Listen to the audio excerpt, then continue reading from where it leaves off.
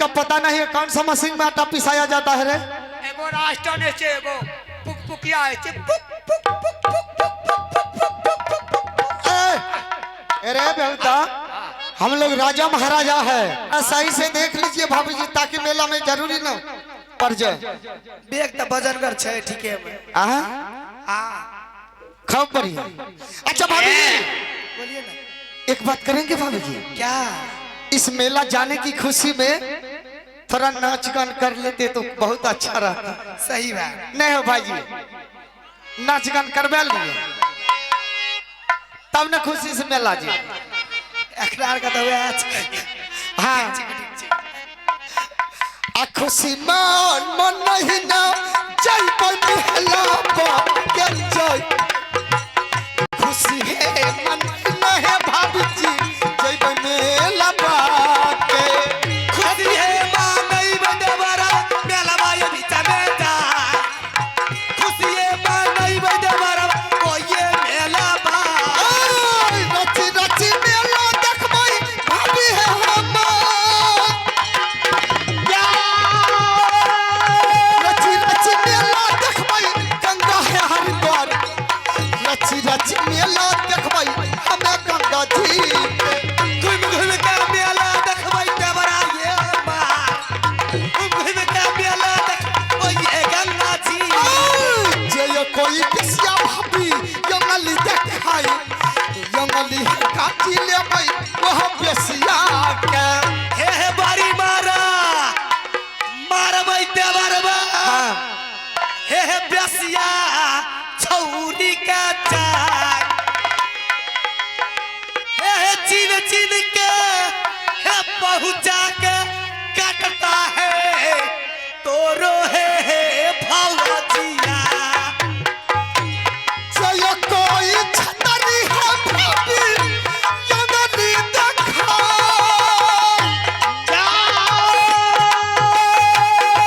यंगली है काटी लेबई तू समन के जा यंगली है काटी हमें लेबई तू समान के अखिया निकालिए ले बैठिंगरा सबके जाय अखिया निकालिए ले ओ ये कोरिया माता गे सुना ले तू रुक गे मैं तोहरे भरोसा जइबई हमें मेला बाके मैया के सुइरा ले काली गई मेरी माई के ना दरिया मैया मर गई देवरा हाँ भाभी जी हां दे हम थोड़ा नाच गान करा लेते हैं हां और उसके बाद मेला जाऊंगा। सही बात है ठीक है खुशी में खुशी होना चाहिए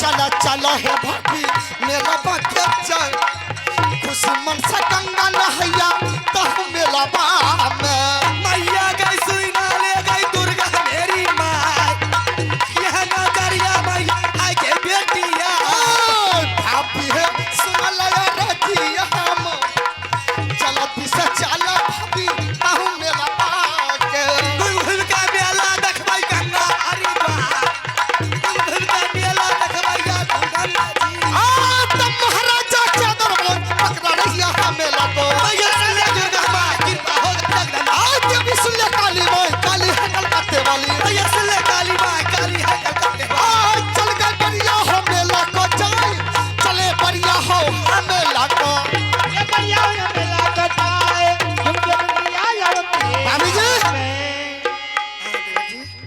अब झूम झाम के चलना है ना, इस सब का चक्कर छोड़ दे भाभी जी और आराम से झूमते हुए मेला की तैयारी करो।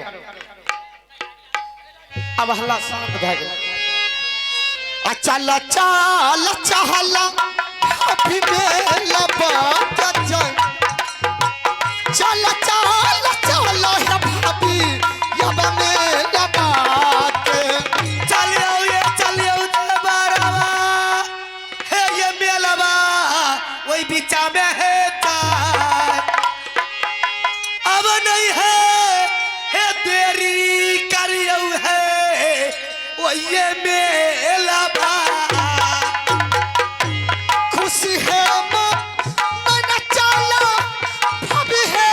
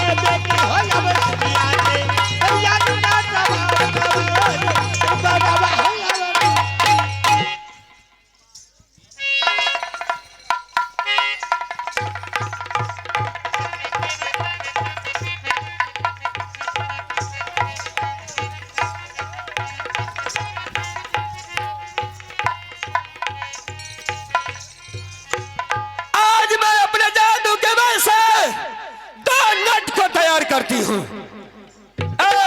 हाँ पर ध्यान दीजिए।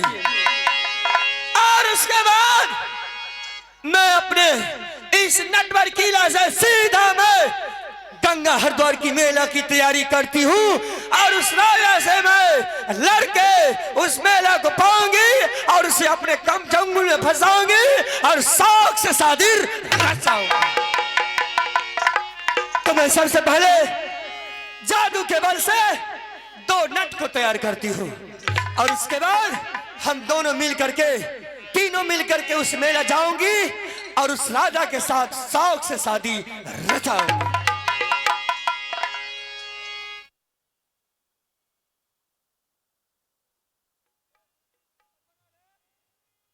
चक्की का कुटल फिसल खेलो। अरे मैं अपने दरबार में ही चक्की बैठा करके पिसा करके खाता हूँ रे। कौन मशीन रखा? 2 मशीन है। अरे मशीन का पता नहीं है कौन सा मशीन में आटा पिसाया जाता है रे। एगो राष्ट्र ने छे एगो पुकपुकिया है छे पुक पुक पुक पुक पुक पुक। अरे बेटा हम लोग राजा महाराजा है स्टैंडर्ड मशीन बैठा करके और उसमें पिसा करके खाते हैं। अच्छा ठीक छे ठीक छे। ई की वाला कोई रानी फूट गला। हां अरे ओबा रे बेटा तुम नहीं जानते हो की वाला हो यह राजा महाराजा यह सोना चांदी का हीरा मोती का गोटी लगा करके पहनता है। एमे राजशाही गोटा। हाँ एमे से हमरा 5 गो दादा तोरा जीता श्यामलाल पोता। अरे बेटा ए देखी के जबरदस्ती करे छे। मारते बिजली कोरा से बुखार उतार देंगे। मारबी मारी था मारी मारी ए देख एक मारे छे मार कर दी मार कर। चल सामान दे दे मजाक करने की वक्त नहीं है। मजाक तू हमारे शायर आरी नहीं छो। अरे रे नटवा इधर सुन। इस बीच में अब बम गिरने वाली है। छूटते हाँ हम गिरते तो के हम बहु के एक गो बेटा छी बुझली। अरे साफ साफ सही सही बोल। बाका छे हम बहु के एक गो बेटा अच्छा से बोल। एगो बहु का हमरा बाबू पहले जन्म ले तब हम जान। अरे बेहुदा अरे सुनी ना पहले बाबूए जन्म ले तब हम जन्म लिए देखी। अरे बेहुदा पहले बाप जन्मता है हां हमरा कन्या और उसके बाद तू दुए बाबू जन्म लिए हैं कन्या। सुना हाँ का को काई हमें मोरारी जबो तो हम बाप के एकेगो बेटा छियो हम चल जबो। तू अपन अब सामान दे दे कलियो नहीं। ए कहां भाग करके जाएगा रे। लाला एकरे से सामान नहीं दिया तो दोनों को इस मेला में मारते बिजली कोरा से बुखार उतार देंगे। एक दादे कालियो तो हुल हुल लेकर कालियो आराम जारी कहीं नहीं ले लिए तो तू काली ले ली तो दही हमें नहीं दे हमें नहीं दबा हम मरो छी हम दबा तब यार रे नटवा यहाँ से भाग जाओ। हाँ ये ला लिया जाओ। रे इस मेला में सामान के लिए बम ब्लास्ट करने वाला हूं मैं। जल्दी से इस मेला से तुम भाग जाओ। कान गुजू खेले छी। रे नटवा अब की बार जो तुम नहीं भागा ना तो तेरा जो वो खाने वाला मशीन है वो भसक जाएगा। जल्दी भाग जाए यहाँ से। अरे तू तो भाग गया है इस बेसिया को यहाँ छोड़ दिया है। चल बेसिया चल फटाफट वह सामान निकाल। तो बोल रही थी कि अपना नाम पता बताइए मैं आपका सामान दे दूंगा। तो ठीक है फटाफट सामान निकाल। रावण मैं सामान देने के लिए तैयार हो गई हूँ लेकिन इसमें एक शर्त है। क्या शर्त आपको मानना पड़ेगा। ऐसा कौन सा शर्त है गे? कौन सा शर्त है? मानेंगे आप?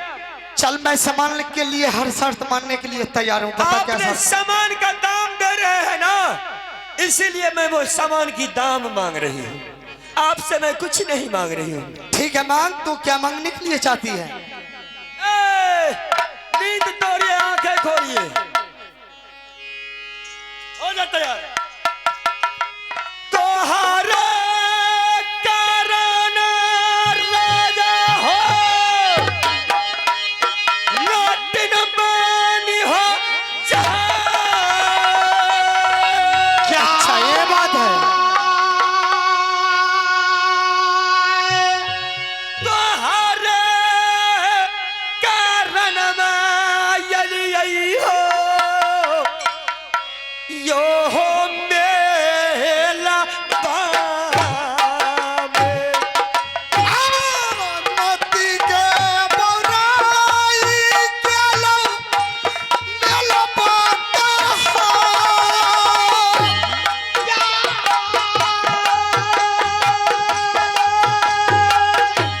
मोती के संभर के बोलो मेला बामे जाओ। मोती के संभाल के पेशिया बोला मेला बामे। राजा हो सुना लो राधिया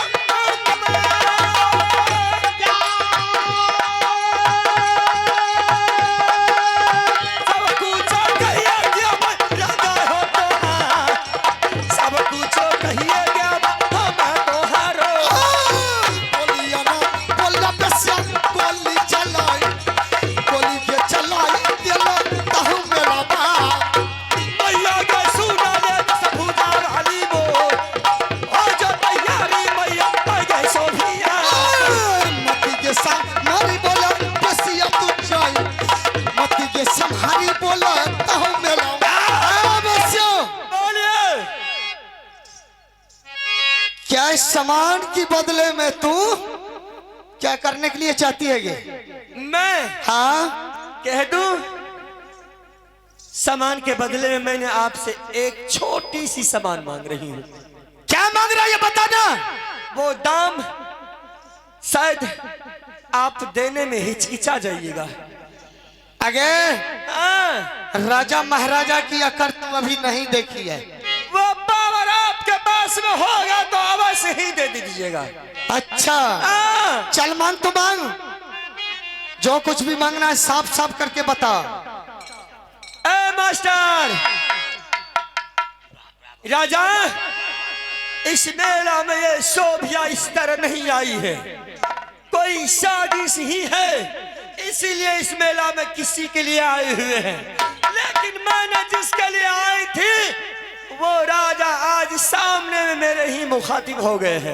अच्छा हाँ, अच्छा तू इसलिए ये सामान लेकर के ये मजाक कर रही है। बेस्या, बेस्याना, जो तुम्हारे मन में भ्रम है ना वो भ्रम को दूर कर ले और फटाफट सामान दे दे। मैं उसी सामान के कारण उस बटिया से लौट कर आया हूँ। अगर सामान नहीं दिया तो समझ ले मैं तुम्हें क्या सब कर सकता हूँ। अगर उस सामान के लिए तेरा फांसी भी खींचना पड़े तो मैं खींच करके जाऊंगा। राजा, कितने कितने राजा महाराजा योद्धा वीर सब मेरे सामने आकर के अपना जुबान हारते हुए अपना दम तोड़ दिया। इसका मतलब तू सामान नहीं देगी? लेकिन मैं सामान दूंगी। मैं भी अपनी जिद पर अड़ी हुई हूँ, लेकिन एक बात है। क्या बात? मैं मांग रही हूँ मास्टर, हे हो तो हरला पोसल राजा हो चढ़ाली जवानिया हो जा। अच्छा तो हरेला पूजल राजा हो मैया दूर मती के संभर के बोला मेला में चाहा।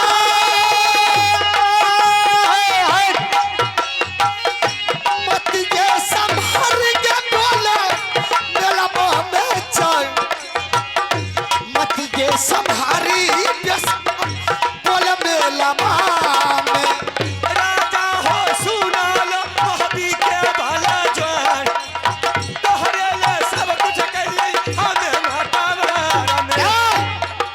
सामान देगी कि नहीं देगी? ए, सामान देगी कि नहीं? चल बता। सामान मैं देने के लिए तैयार हूँ, अभी भी बोल रही हूँ। सामान देने के लिए तैयार है? हाँ। सामान देने के लिए तैयार है तो फटाफट दे, और नहीं तो जान ले मैं क्या कर सकता हूँ।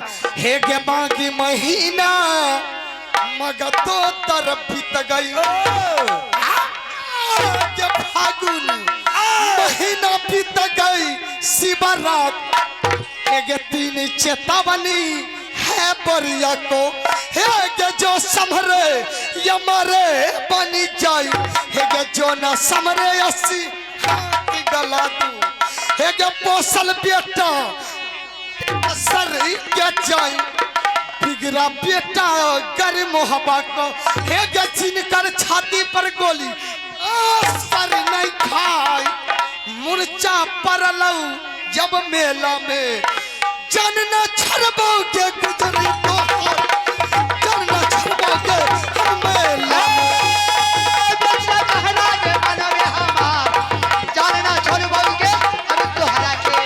जबी सुनिया दुर्गा माई मुन भी कर के बदनामी को, काली सुबरौगे दूर हमार बामदा हीरा रहे हैं। सामान दे ले। मैया चौथा जन्म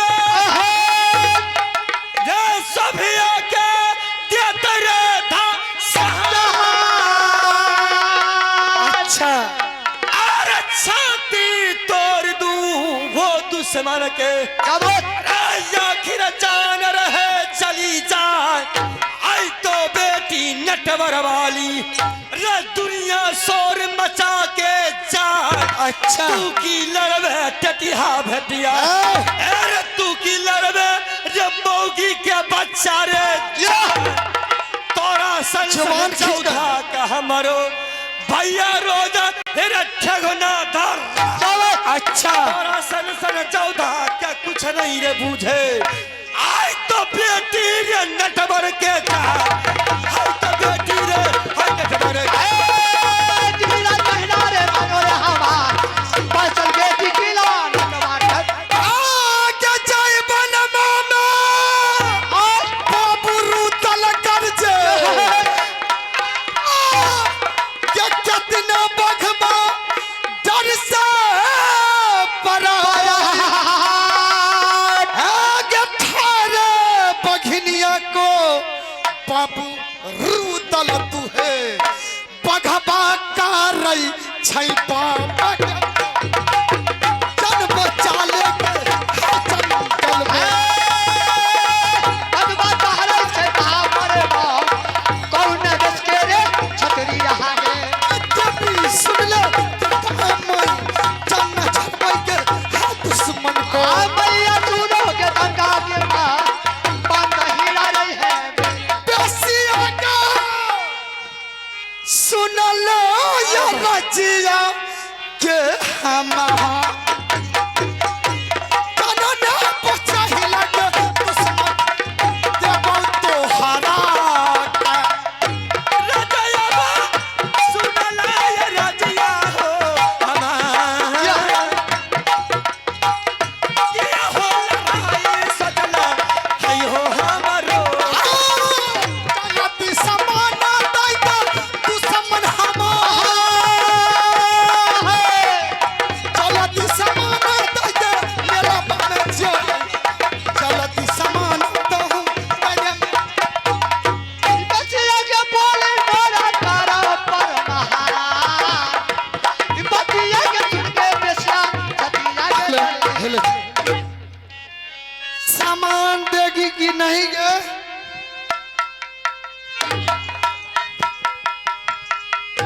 अरे पटवा पता रे ये तो दादा के हार पर रे, चल सामान देगी कि नहीं देगी? आओ सामान दे चाहो। सामान जल्दी निकाल, और उतार के रख देंगे अभी। चल सामान निकाल। मौगी के मारने से मरद कहलावे छे। मेरा सामान और मेरे आगे में गर्मी दिखा रही है, सामान दे गर्मी रही उतार देंगे अगर सामान नहीं दिया तो। है। राजा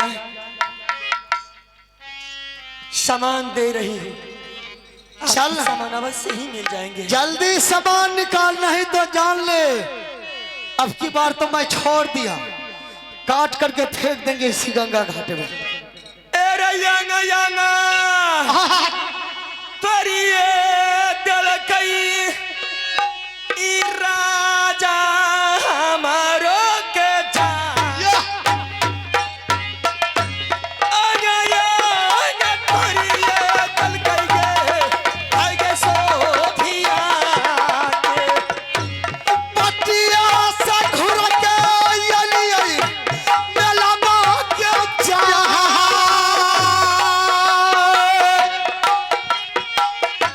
चलती समाना के हरी तगे मेला में मैया रे सुनाल दस भुजा वाली माँ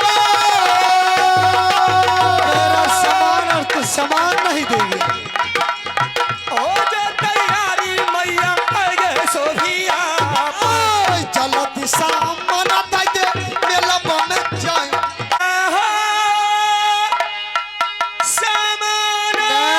सामान तुम तो क्या तुम्हारा बाप भी सामान हमको देती है। हमारा सहज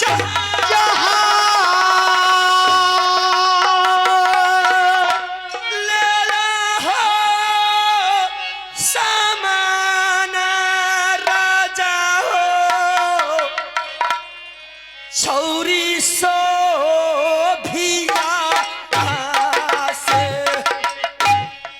चलती समाना तगे मेला में जाए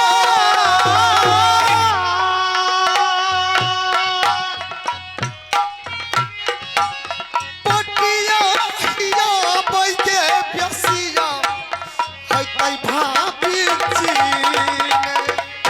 आजोगे जोगिनिया बहिनिया कैटा बीचा में गे जा आ देखिए ही समाना बहिना गे अयो राजा बात देवी है गे सुन ले तू सयो मालिक अरे बारी नी लागे है तई मागे गंगा जी में बेसिया शिकारी आएगा जाल बिछाएगा दाना डालेंगे चिड़िया आएगी वो दाना खाएगी और उस जाल के ऊपर बैठेगा अवश्य आकर के फंस जाएगा। देख तूने मेरे ऊपर कितना कोरा बरसाया शोभिया को एक रुआ तक भगन नहीं हुई है। रे दुश्मन तूने ये नहीं समझी कि शोभिया कच्ची खिलाड़ी है नटवर की राखी बेटी है राजा रंभा सिंह की बेटी है यह भी कहीं तुमसे 420 ही खेलती है।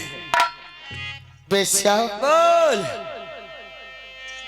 अगर यह तुम्हारा विचार पहले रहता अगर पहले यही तुम्हारा इच्छा था बेसिया तो राजमहुबा खबर जना देती।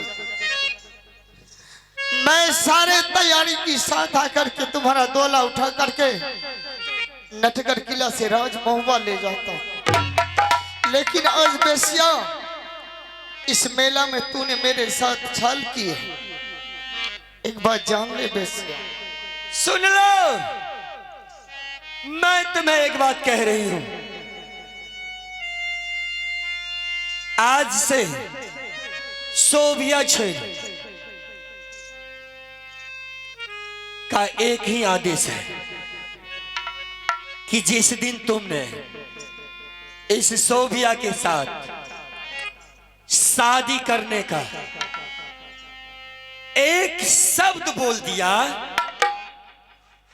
तो शोभियत में दूध मलाई खोआ मिश्री काजू किशमिश हर रोज खिलाएगी और जिस रोज तुमने ये बात नहीं बोला कि शोभिया मैं तुमसे शादी नहीं करूंगा तो डिंगरा का बेटा तुम्हें हर रोज झाड़ू की मार मारूंगी। यह है मान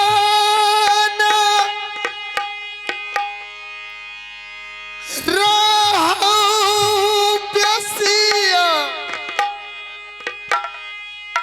तोहरा के जा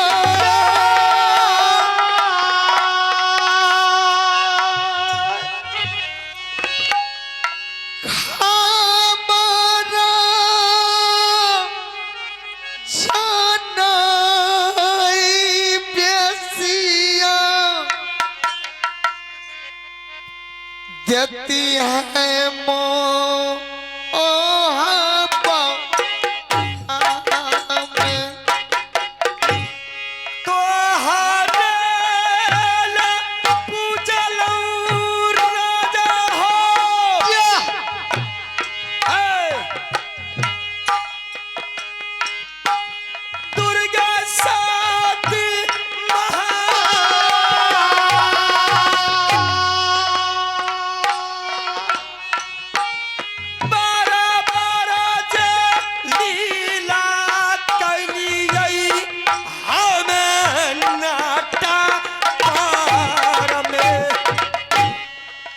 बेरी बेर समझा बैराई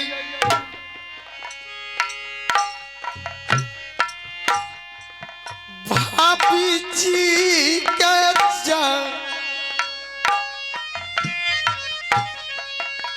हमें नहीं जाइबा भाभी लौट के मेला काशी सुंदर राजा यो सभिया मांगे जा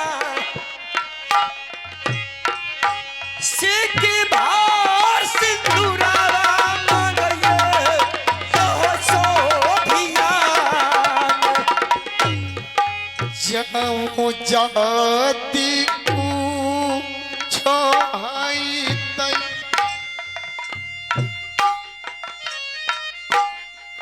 मेला हमर